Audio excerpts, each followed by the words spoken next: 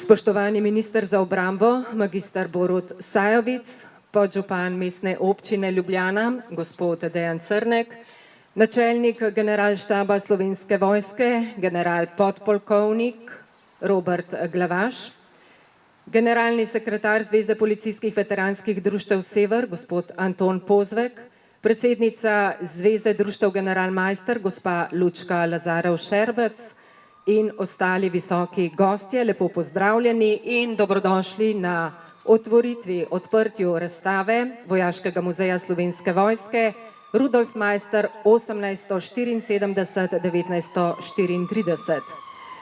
Velika dejanja se ne zgodijo sama po sebi, za njimi vselej stoji človek, ki je zmožen velikih dejanj. Ko se oziramo v narodovo zgodovino in iščemo prelomne trenutke slovenstva, se nam izriše podoba človeka, ki je v pravem trenutku vedel, kaj mu je storiti in je to brez oklevanja storil. Slovenija se veličini svojega rojaka poklanja z razglasitvijo leta 2024 za leto generala Rudolfa Maistra.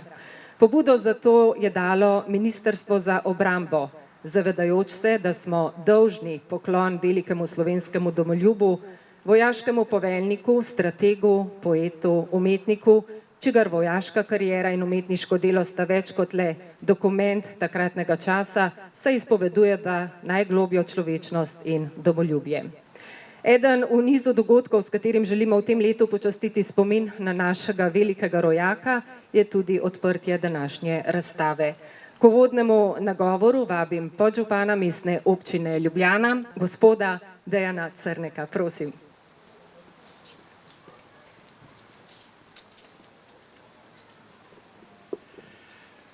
Spoštovani gospod minister, ostali visoki gostje, najprej seveda ena lepa vesela dobrodošlica v imenu našega župana, gospoda Zorana Jankovića, in pa seveda čestitke za to razstavo. Vsa obeležja, ki se nanašajo na našega generala Rudolfa Maistra, v Ljubljani seveda z veseljem spremljamo in se tudi obvezno udeležujemo. In sicer zakaj? General Maister je pravzaprav utelešenje cele Slovenije. V njemu vidimo človeka, ki je bil predan domovini, torej domoljublje. V njemu vidimo človeka, ki je bil fizično aktiven kot vojak, torej je bil tudi začetnik, lahko rečemo, našega športnega udejstvovanja, ki Slovenijo ponaša v cel svet z našimi rezultati, ker vemo, da je v tistem obdobju zelo dobro delovala tudi sokolska organizacija, ki je bila nekako podlaga za današnji šport. V njemu vidimo umetnika, ker se tudi Slovenija ponaša z našo kulturo v svetu, ki je prepoznavna in dodana vrednost pač naši državi. V njemu vidimo pa tudi dobrotnika, katere vrednote so bile pomoč slabšim, pomoč tistim, ki ne zmorejo v svojem življenju narediti vsega, kar lahko naredijo drugi. Tovarištvo, torej skrb za sočloveka. In zato rečemo, da je on, kot sem dejal na začetku, Slovenija v malem. In prav zato je potrebno in posebno, da ima svoje mesto, da se ga spominjamo, zato tudi zahvala ministrstvu za to pobudo na našem lepem bregu Ljubljanice, enem najlepšem delu, ki mu tudi pripada. Torej, če bi bilo več takih osebnosti trenutno, kot je bil general Maister, verjamem, da v svetu ne bi bilo toliko vojen in da bi svet bil lepši za vse tiste, ki na njemu živimo. Zato mu lahko z tega mesta samo še enkrat rečemo hvala, tudi zato, da danes lahko govorimo slovenski jezik tukaj sredi Ljubljane in še kje druge po Sloveniji, in zahvala za to, kar je storil, da smo danes v svobodni, samostojni Sloveniji, ki je kljub temu, da je majhna, velik igralec, odgovoren na svetovnem prizorišču tudi v teh težkih časih. Hvala lepa.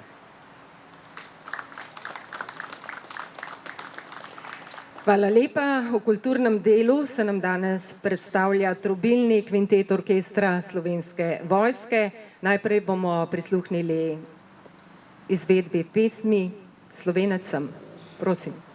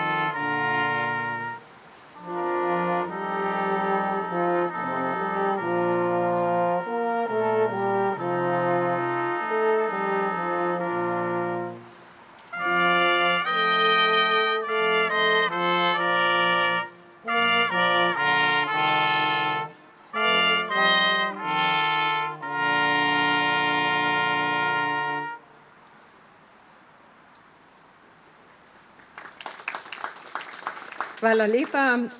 Rudolf Maister, vojak po duši in bojevnik po srcu, je znal liti borbenega duha in domovinskega čuta tudi skozi umetnost, skozi pesem in sliko. K pozdravnemu nagovoru vabim predsednico Zveze društev generala Maistra, gospo Lučko Lazarov Šerbec. Prosim. Spoštovani gospod minister, spoštovani zbrani, lep pozdrav v dan takem prečudovitem dnevu in obujanju spomina na generala Rudolfa Maistra. Zahvala gre tudi Muzeju Slovenske vojske, da so pripravili tako čudovito razstavo in prav ob meni je slika generala Maistra z družino v Przemyślu, torej na Poljskem. Prav iz Ljubljane so ga 1. novembra 1908 premestili v Przemyśl. Zaradi tega, ker je govoril slovensko, se je družil z slovenskimi častniki, poveljeval tudi v slovenskem jeziku. In zato je bil kazensko premeščen. V Przemyślu pa je imel to srečo ali smolo, če vzamemo, da je v tistem trenutku tudi zbolel, da ni bil na fronti in da je lahko potem prišel v Maribor 1917. leta in Maribor ubranil izpod nemške oblasti. Stanovala sem v Maistrovi ulici 21. Hodila sem na šolo, gimnazijo, kjer je zdaj Maistrov trg. Poučevala sem na osnovni šoli borcev za severno mejo in danes sem tukaj pred vami kot predsednica iz Zveze društev general Maister. Torej nekako me vse veže na Maistra in na tudi to, da lahko njegove pridobitve in vse poezijo in vrednote sem lahko prenašala tudi na mlade, kar je izredno velikega pomena. Maister je bil tudi izredno subtilen človek, bil je tudi družinski, zavedal se je različnih vrednot, ki jih prinaša domovina, dom in družina. Imam pred seboj pismo, ki ga je iz kadetske šole poslal svoji mami, na katero je bil tudi izredno navezan. In je na koncu napisal: prosim, mama, spravi to pismo, da bomo ga imeli za spomin in da bodo lahko tudi drugi o tem prebrali. In na koncu je tudi napisal še tu, da je zaslužil za 5 dni 35 kron in da bom še pisal in kaplje, ki so na tem, so od znoja in od solza. Torej bil je človek, ki je zelo čutil za svoj jezik, za svojo domovino in tako je tudi to lahko danes prenašamo na današnji čas in potrebno je da bi, tako kot je tudi povedal že gospod podžupan, imeli več takšnih ljudi, da bi danes se to prenašalo in se zavedali svojega slovenstva. Hvala lepa.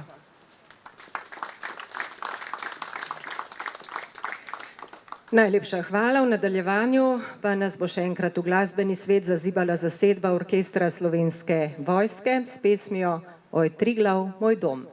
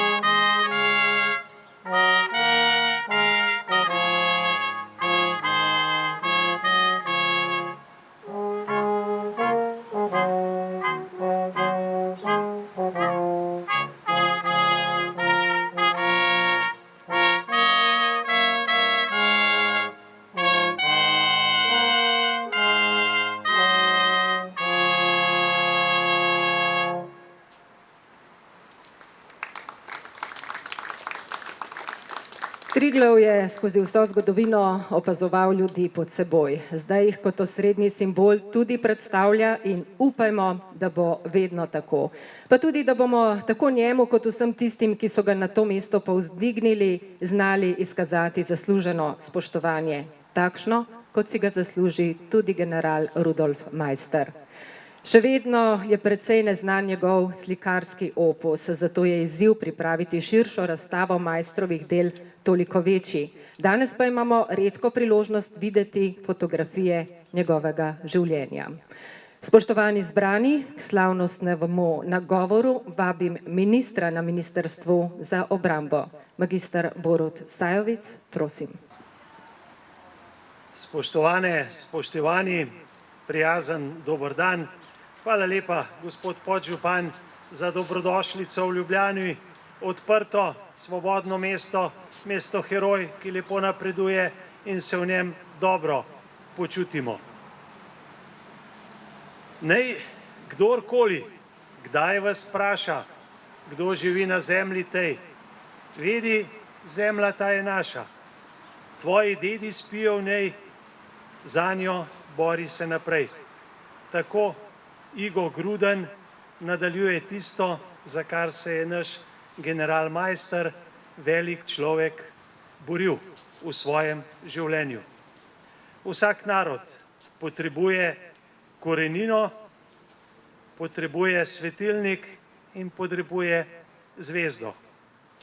Imeli smo Gubca, Trubarja, Cankarja, Prešerna in imeli smo velike može, kot je bil general Maister.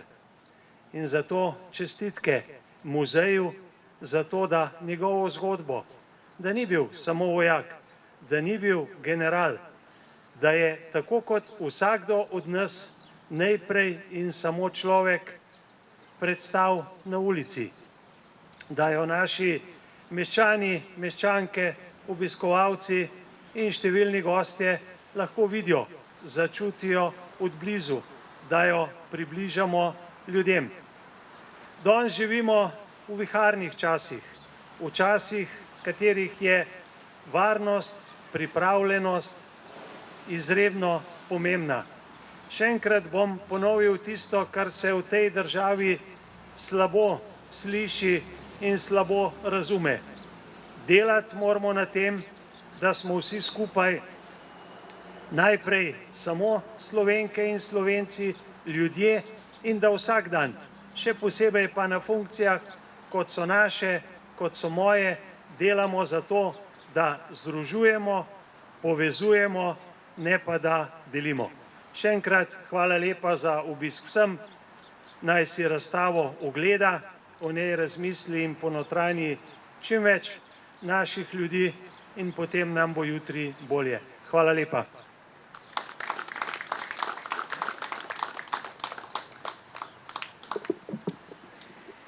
Spoštovani minister, najlepša hvala. No, Maistrova koračnica v izvedbi zasedbe Orkestra Slovenske vojske bo pravšnja iztočnica za zaključek uradnega dela in naš premik do razstavnih panojev ter predstavitve razstave, ki jo bo vodil gospod Gregor Kastelic. Tudi v mojem imenu hvala lepa za udeležbo. Širite glas o čudoviti razstavi, o generalu Maistru. Lep dan želim vsem skupaj in srečno.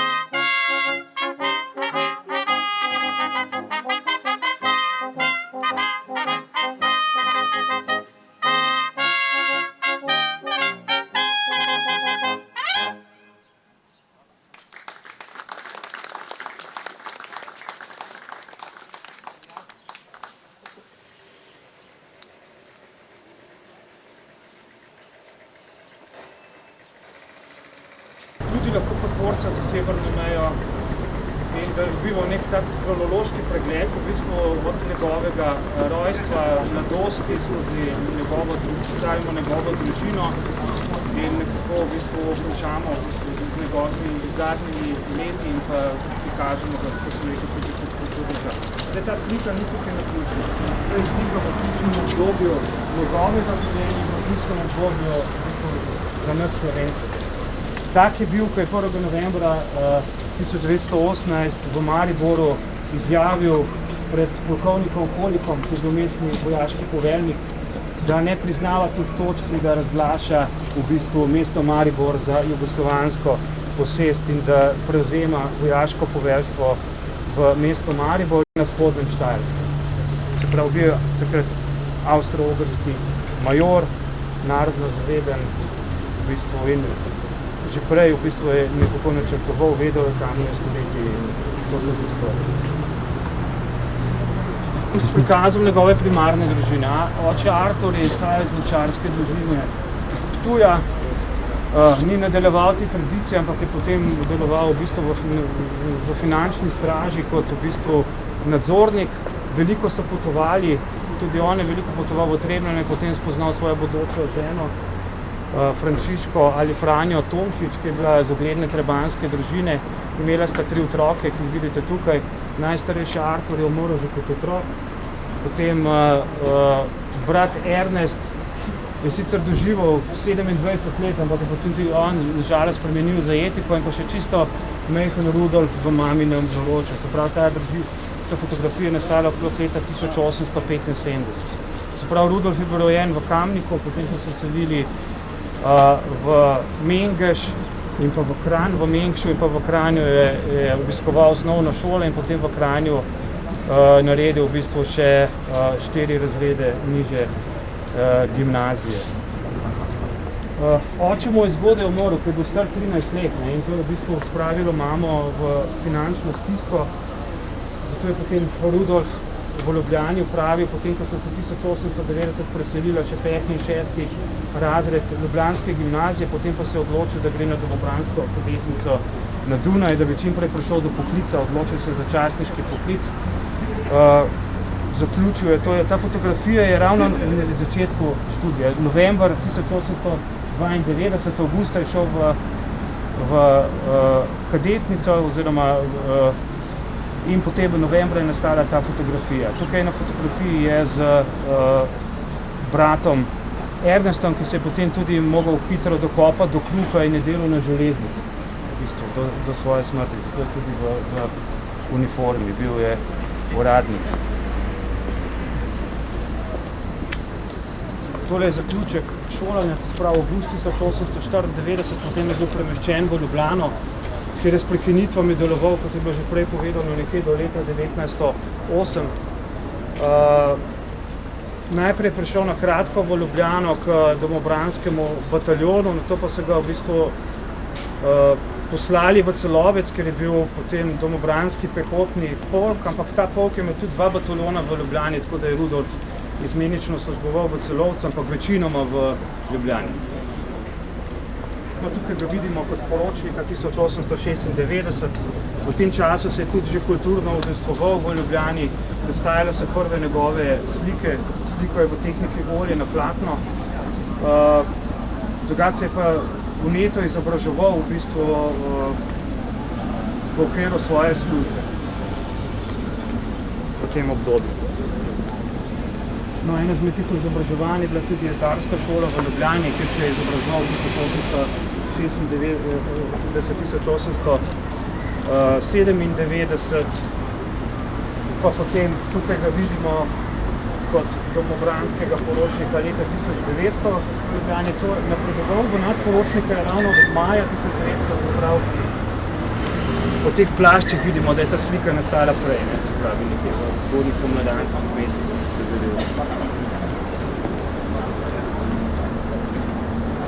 Tukaj nadporočnik majster leta 1903 v Ljubljani, tukaj je bilo že tik pred izidom njegovih poezij. On je poezije izdal 1904, en del je posvetil tudi svoji bodoči ženi Marici, ki je bila hči ljubljanskega zdravnika. Poročila sta se leta 1905, imela 2 otroka. Usposabljanje je nadaljeval tudi potem v različnih šolah. Ena izmed teh je bila tudi strelska šola v Bruku na Lajti, kjer se je v bistvu usposobil za orožarskega častnika in v bistvu tudi potem kot poročnik in nadporočnik v bistvu v enotah upravljal ta dela.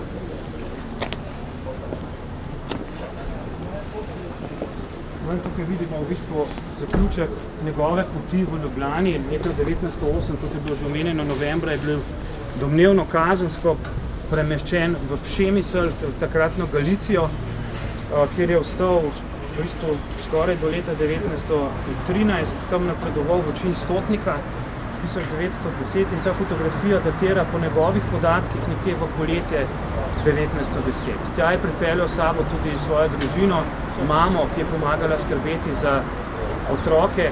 Na fotografiji vidimo sina Boruta, ki je bil rojen 1908, zato so tudi verjetno z zamikom prišli nekoliko za njim in pa v bistvu sina Hrvoja. V Galiciji je potem deloval tudi v podčastniški šoli, drugače pa je bil dodeljen lokalnemu domobranskemu polku. Potem je hudo zbolel in se je zdravje ni več nikoli povrnil v taki meri, kot bi bilo zaželjeno. V bistvu, nažalost, v bistvu je zbolel, imel težave s pljučami, zdravil se je v Egiptu, v Dalmaciji in potem s Pšemisla se je vrnil v bistvu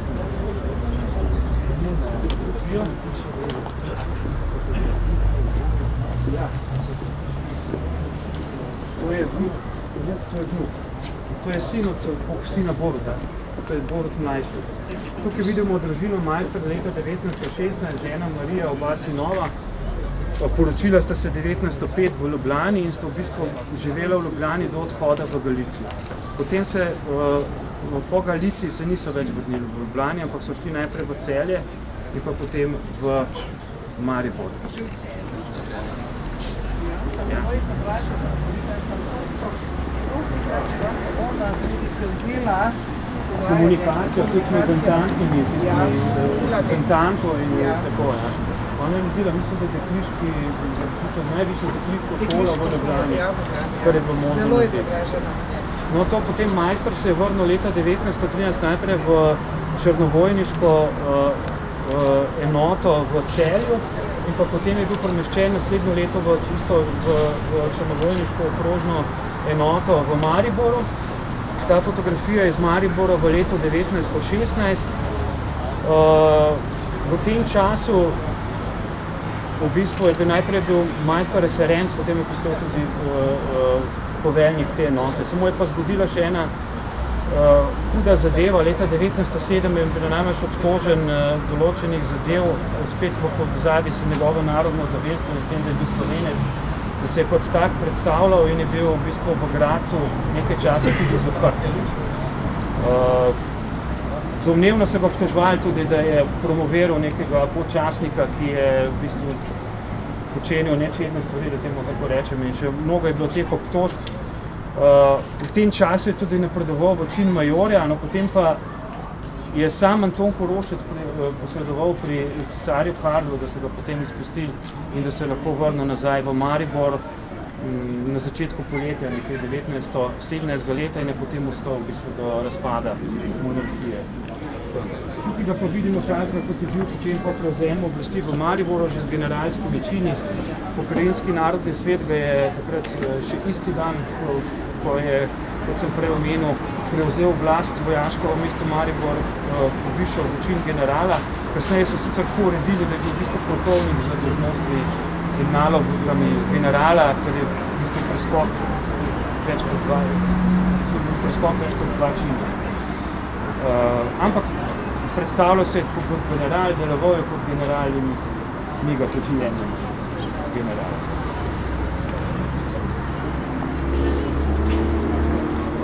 Tukaj je ena fotografija iz proslave zedinjenja v Mariboru 15. decembra 1918, to je bila pač jugoslovanska proslava,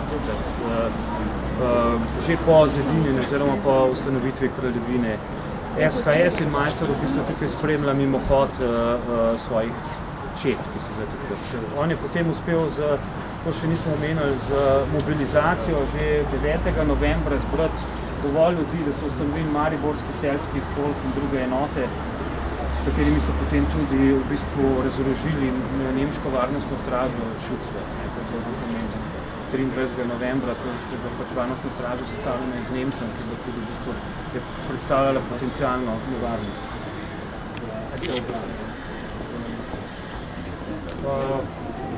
Tukaj je ena fotografija iz 1919, zdaj vinogradnik Franjo Thaler je bil tudi zavedni Slovenec in mislim tudi borec za severno mejo in pa župan v Šentilju. In tukaj so ga obiskovali, v bistvu so ga obiskali v Slovenskih goricah v Šentilju 9. marca 1919. leta majster s svojimi častniki štajerskega mejnega poveljstva.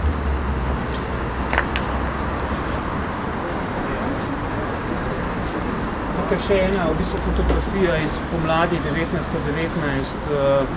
To je čas v bistvu, bom rekel, teh antantnih misij, ki so zbirale podatke o meji na Štajerskem in pa na Koroškem.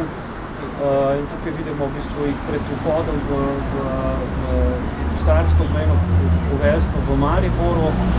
Tukaj tudi tole je britanski polkovnik Mackintosh, tudi francoski častnik in pa njegovi v bistvu častniki pred obmejnim poveljstvom. Se pravi, tle je bilo pomembno v bistvu, da so potem uspeli urediti, da je na pariški mirovni konferenci potem bilo sprejeto, da slovenska etnična meja s tem, kar je majster zasedel na Štajerskem, vzdrži, da ostaja, medtem ko na Koroškem nažalost se to ni uspelo oziroma tega nismo uspeli spremeniti niti za uspešno drugo, bom rekel, majsko-junijsko ofenzivo z vojaško silo, kar je bilo že prej. Še en njegov portret iz leta 1925, ko je bil že upokojen, 1923 se ga upokojil, bom rekel, v takih čudnih razmerah.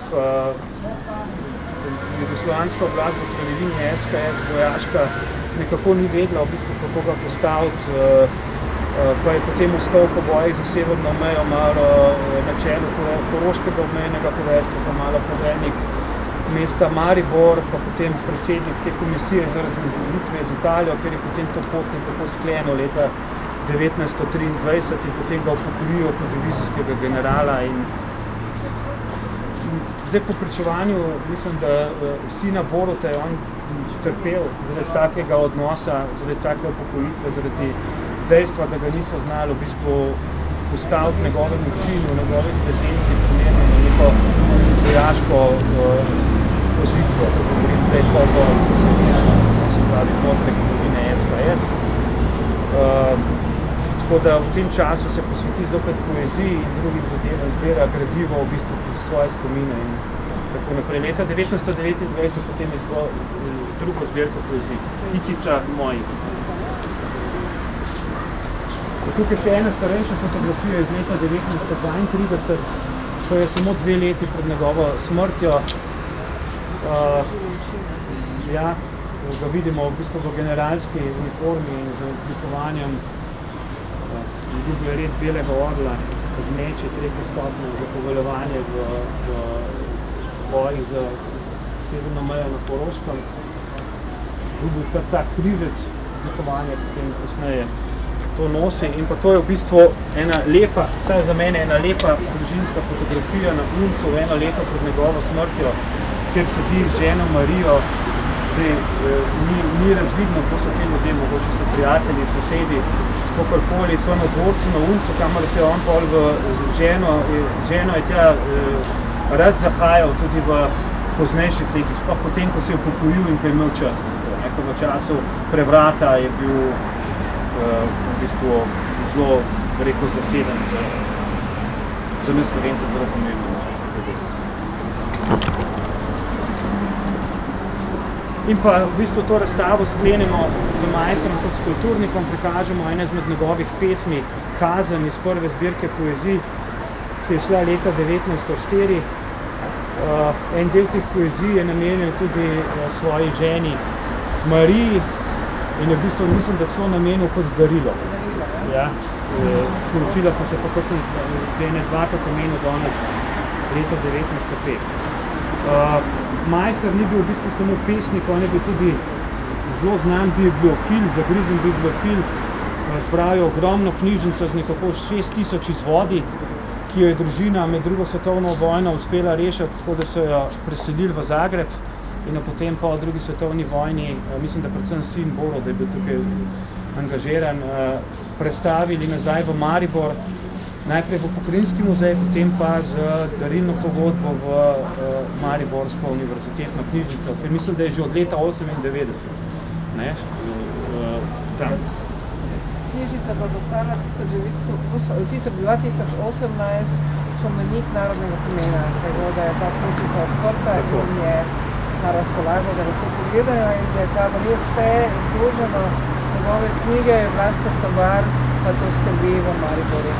Tukaj lahko potem sklenemo to naš prehod po razstavi s tem z informacijo, da je bil majster tudi, bom rekel, slikar, samouk, ampak da je narisal nekaj lepih del, od katerih je recimo njegova slika Bleda, olje na platno tudi v Narodni galeriji v zbirki. In na sliko je recimo tudi grad Miramar in še nekaj slikarskih del. Skratka, bil je tudi dokaj nadarjen risar in pa, kot sem že rekel, slikar. Samouk. In prav je, da v bistvu vemo, da majster ni bil samo sposoben, bom rekel, vojskovodja, poveljnik, ampak tudi umetniška duša in pa vsestranska kulturna osebnost, tako da bi jaz v bistvu tukaj sklenil tole vodenje in kot je bilo že rečeno, upam, da čim več ljudi opazi to razstavo v tem mesecu zdi približno, kot bo tukaj na voljo za ogled. Hvala lepa. Zelo lepa razstava.